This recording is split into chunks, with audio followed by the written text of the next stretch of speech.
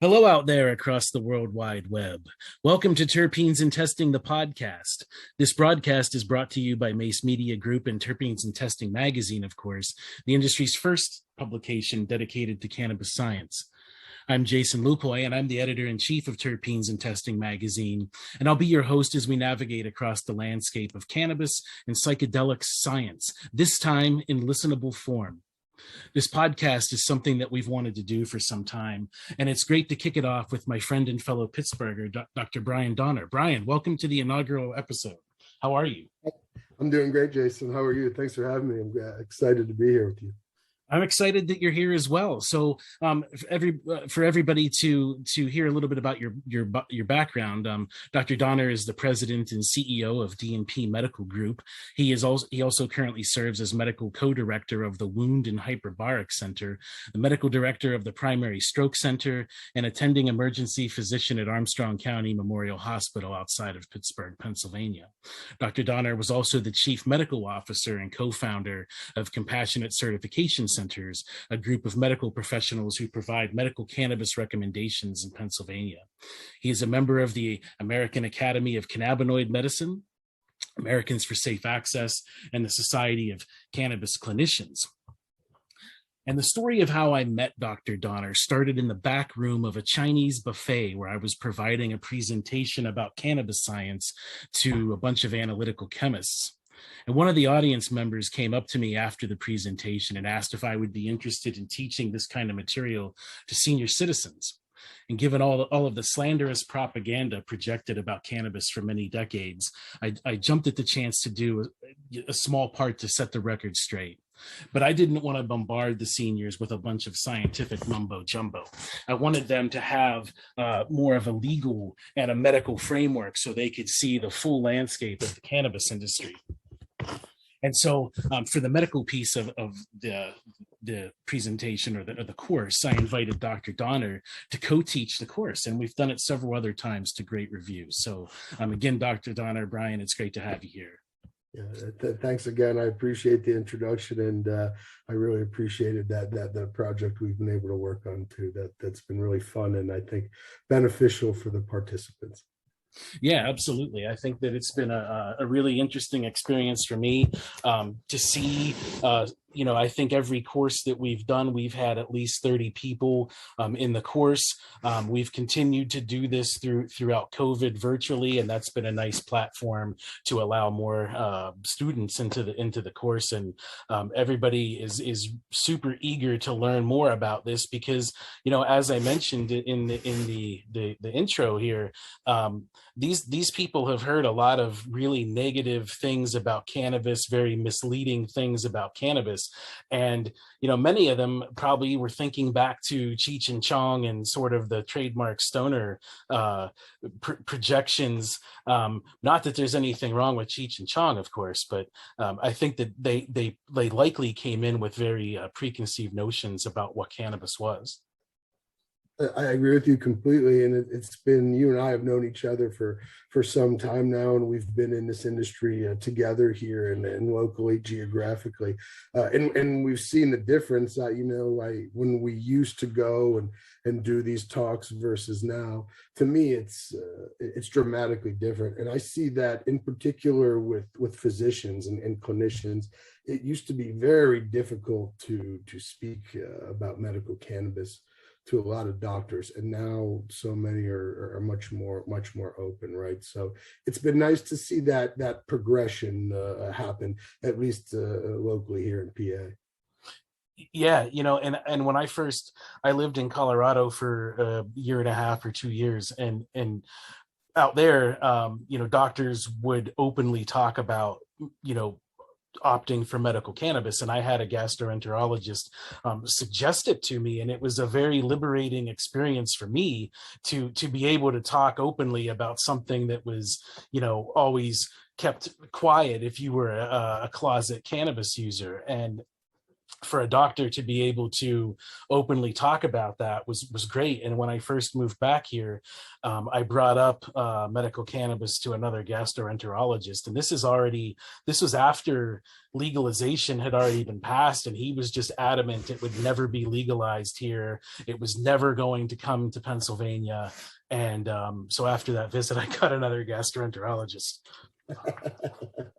But no, it's a really interesting story how even just geographically like that, things can be so different. And if you're a patient, that's really, really important, because as we've seen firsthand, and every day, month, year, more research comes out to support, medical cannabis is a wonderful therapeutic for a number of different ailments, disease processes, and symptomatologies. And we've seen that. So to not have that in sort of your toolbox as a physician, for lack of a better term, right? I don't think it's good. So it's going back to that point I made, it's nice to see that progression. And it seems to be not only happening here in the US on a state-by-state basis, but really globally. Well, I remember that you mentioned to the senior citizens that some of your peers, rather ostracized you after you got involved with cannabis and were providing the, recommendations to get a medical card. Why do you think that is? That somebody of your background, and obviously you're a scientist, you pay attention to the data.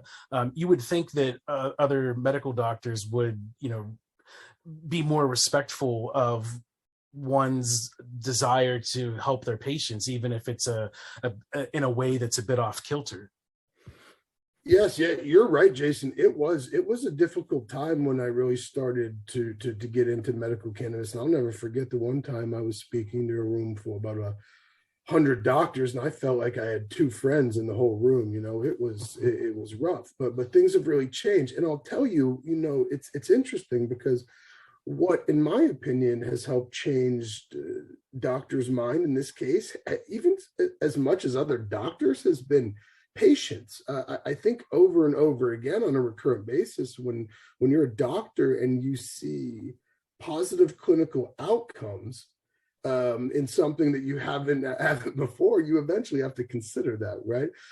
I think it's also really key, and I've said this from the start, when doctors understand about the endocannabinoid system, it's almost like a light bulb going off, because it's a similar system of biochemical, neurochemical communication that we're used to, right? So I think this sort of push for anecdotal evidence, obviously it's spreading socially across, and then understanding of the endocannabinoid system really helps to drive that.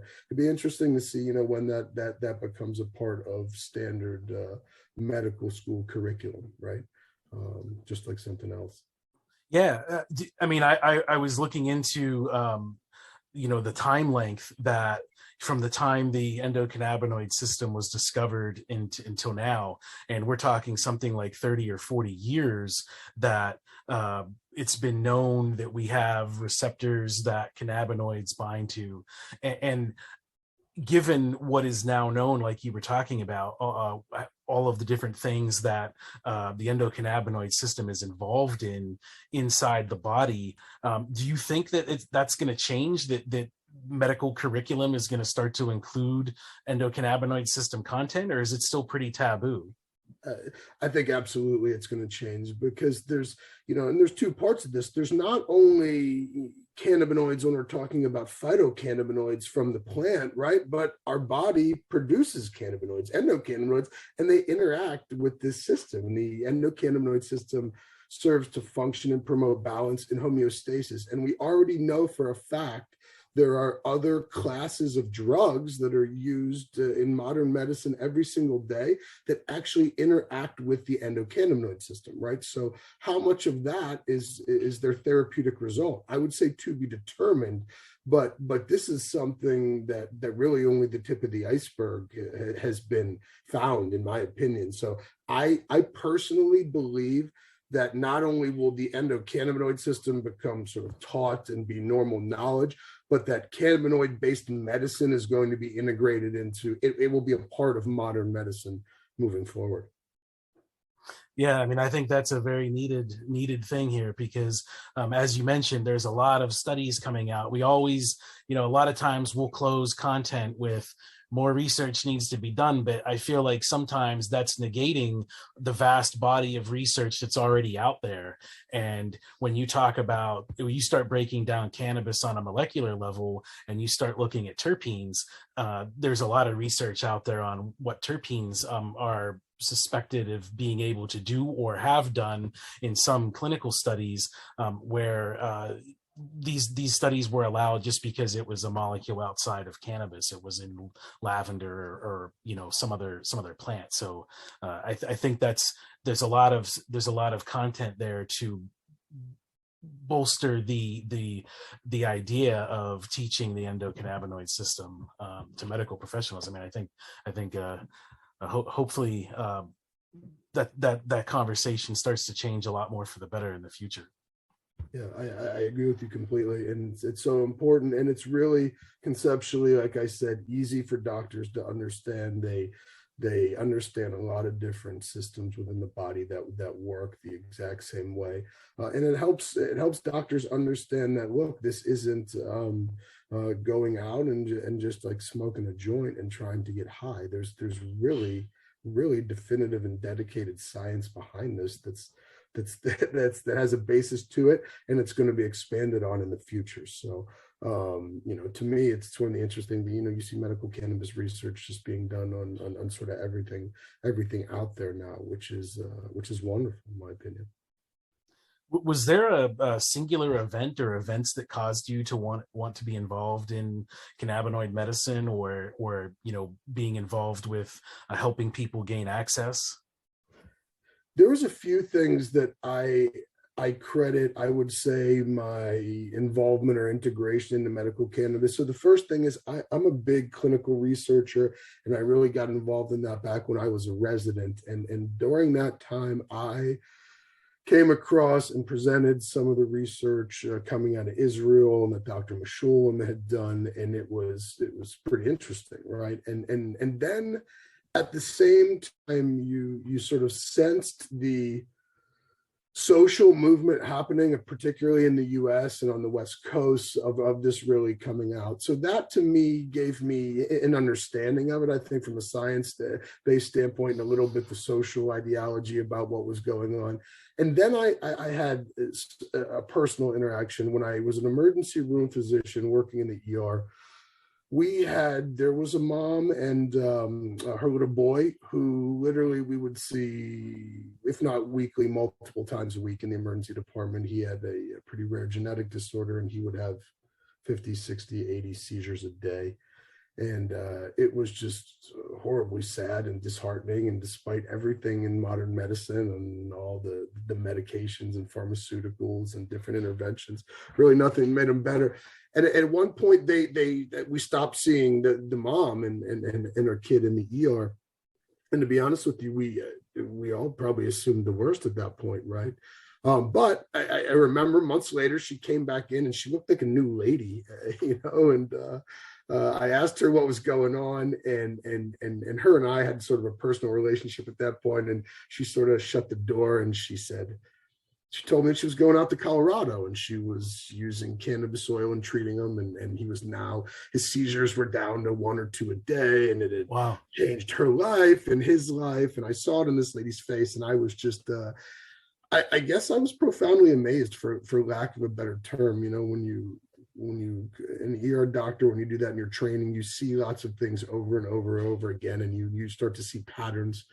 And it was so outside of traditional patterns that it really caught my attention. So I think that's what set me off in this direction. So I'm glad it did.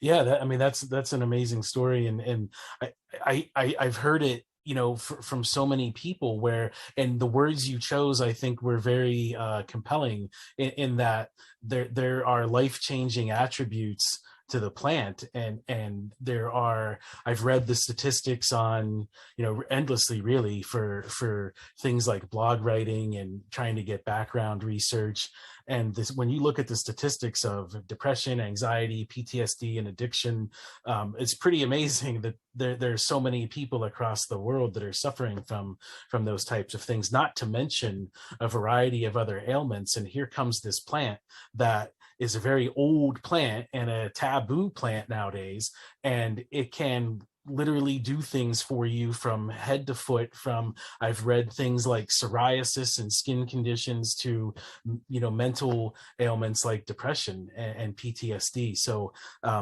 that's something that's always amazed me about cannabis, and I've seen it in my own life with my loved ones, where people have had very strong increases to their quality of life and to their happiness levels, and it's compelling to see that.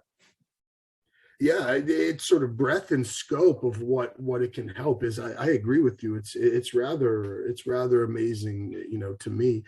It's also really unique to me in the fact that you can give I would say two patients that are the same sex, the same age, generally the same medical history, and they can have the same symptomatology or disease process, and you can give them the same cannabinoid preparation, but they'll have different responses, right? Which to me has always been so interesting, that it really goes back to, it's more about the individual than anything else, and that's, I think cannabis-based medicine has helped open my eyes to that a little bit better. How everybody's unique and may require a unique approach. Cannabis-based medicine offers you the opportunity to do that, right? And generally speaking, one of the other things that's amazing to me is the safety profile with regard to cannabis-based medicines, particularly if you're looking at them when you compare similar type of metrics to traditional pharmaceuticals, right? I think that's really important. So yeah, I agree with everything you said, Jason, as always. So, well, before we close here, I did want to talk about some current stuff that you're working on. So you had last time we had spoke, you had mentioned that you were doing some consulting for some places down in Costa Rica. Is that right? Yes, actually, it was something myself and another partner of mine. We had started an organization down in Costa Rica. I've been fortunate enough to spend some time there, and I was able to help train some Costa Rican physicians who I've kept in touch with. And it's really interesting because down there, they're just getting started on the medical cannabis journey, and really in Central America as well. So it's been really neat and almost an honor to be able to participate down there and to help them as they develop really a medical cannabis program, not only locally but really on a national level, and to have the experience that was used here in the U.S. over the last years and some of the potholes that we all stepped in. It's been a really nice opportunity, and we've been welcomed with open arms. So it's really a project that I've been spending a lot of time of, and it's something that seems to get bigger and bigger every day, and I really enjoy it. That sounds great. I mean, the fact that cannabis is kind of migrating its way back across the globe is pretty compelling, pretty interesting. It seems like so many people are kind of viewing what everyone else is doing and saying, hey, maybe there's something here, and I think that's really encouraging.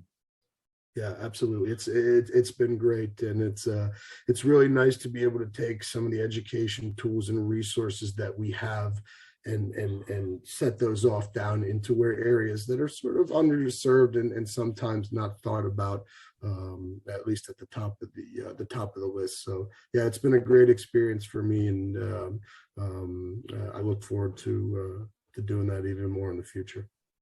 And you said you're also working on a clinical trial, was that right? Yes, actually, here locally in Pittsburgh, it's we're working on a clinical trial and with regard to medical cannabis and its effect on diabetic peripheral neuropathy. So it's been great. We're working with folks that are here locally in Pennsylvania too. So it's really been nice to be able to do some of this type of research officially, where 4 or 5 years ago it never would have been a possibility. So, and to be able to provide this for local patients, as you and I know, one of the flaws in medical cannabis programs is insurance doesn't pay for it, so it can be difficult to access for a lot of people. Research provides another avenue for that. So yeah, another project I'm working on here locally. Yeah, that's fantastic, Bryan. I'd really like to thank you for being a guest today on our first episode. You were the proverbial guinea pig, and I also want to thank you, for being a medical doctor that came to the cannabis industry and did not shun people for their interest in cannabis. I think that I don't know how many people you've engaged with over your time in the industry, but bringing people. I saw from the senior citizens that we taught, probably over 100 people so far in the courses that we've done, really eager to hear your opinion and really respect you for going up and sharing an honest critique of the cannabis industry. That I think that's very commendable, and I have deep respect for that. I really appreciate you saying that, Jason. It means a lot, and I've really enjoyed the opportunity for us to be able to work together and develop our relationship. And likewise, what you guys do is wonderful, and it was great to be the first guest, and I would be honored to come back at some point if you have me, so you just let me know. So thank you. Yeah, the conversation certainly flew by, so I'd love to have you back on. And everybody, I hope the first episode wasn't too rocky. We will see you again very soon. I'd like to thank all of you listeners for tuning in. We'll see you next time on Terpenes and Testing, the podcast. Until then, please come visit us at www.terpenesandtesting.com or on one of our social media platforms. Cheers.